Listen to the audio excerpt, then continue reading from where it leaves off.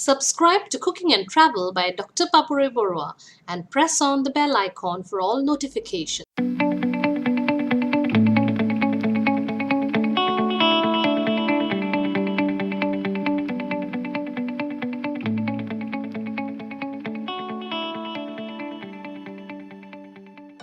Welcome back to my channel.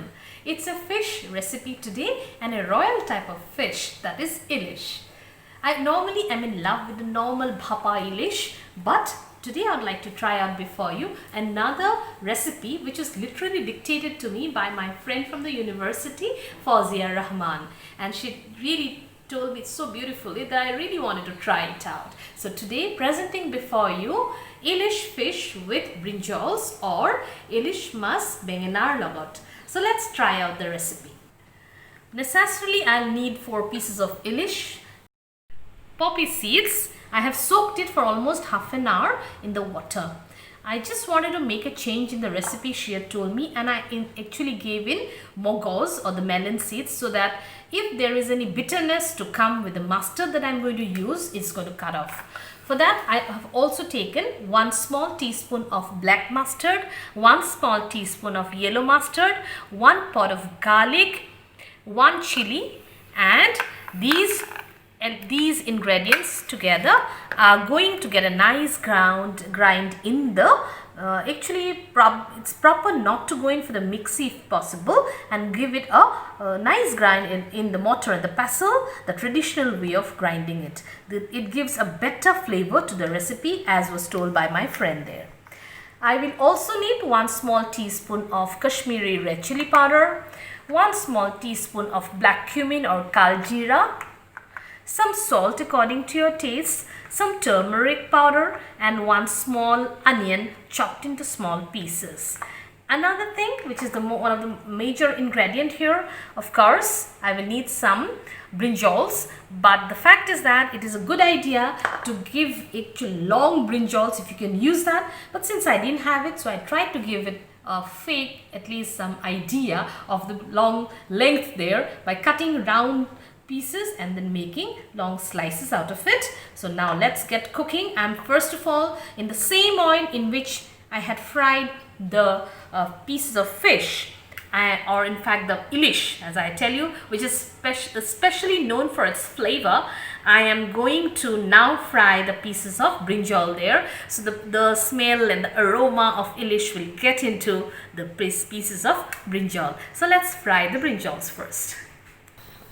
So the oil is heating up, and now I'm going to fry the pieces of brinjal fully so that I do not have to fry it anymore. Unlike the pieces of fish which are not fried up fully, they're just fried up. So these have to be completely fried up totally.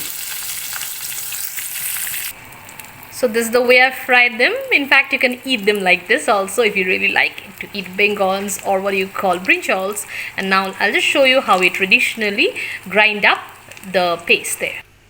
So this is the traditional mortar and pestle there, and what I've done is that I've just given the 2 mustards, the poppy seeds, the melon seeds, the chili, the garlic, some salt, and some haldi or turmeric, and I'm going to really make a fine paste out of it. And it's very, very important that you make a very fine paste if you really do not want the bitterness to come in. The same oil, I'm just going to put in all the other ingredients and start cooking.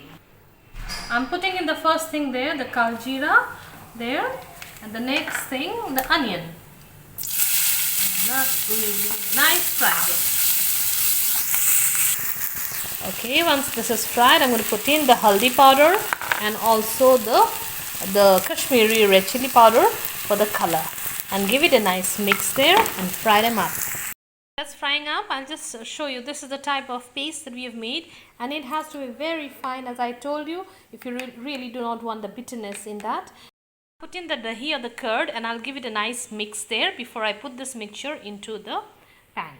Now into this frying up mixture, now I'm going to put in a little bit of water so the masalas do not actually touch on into the pan. Just 1 small tablespoon of water. Next thing that goes in, the paste there. And now we're going to give it a nice mix there, and just fry on high heat till all the oil comes out from the masala, and we know it will be cooked. We have the oil coming out. We're going to throw in some around 1.5 cups of hot boiling water. So we'll just throw in the water. So this is around 1.5 cups of hot boiling water. Just let it simmer for some time. Again, just fix it up. Let it simmer for some time. And now is almost the time when we really need to put in the pieces of fish there. Just wait for it. A little more water, I guess, will do fine. But when we're talking about ilish, we really do not want a lot of water there. The gravy is a little gravy there, but not a very, very watery sort. So it's already heating up, and now I'm going to throw in the pieces of fish there. Gently, I'm throwing in the pieces of fish there. And we need to remember, ilish is a very soft sort of fish, so it tends to break down very easily. So we need to be careful about that. And then just cover and simmer. Taste in for the salt. Turn over the pieces in between. So another 5 minutes. So after around 2-3 minutes, I'll just check in now.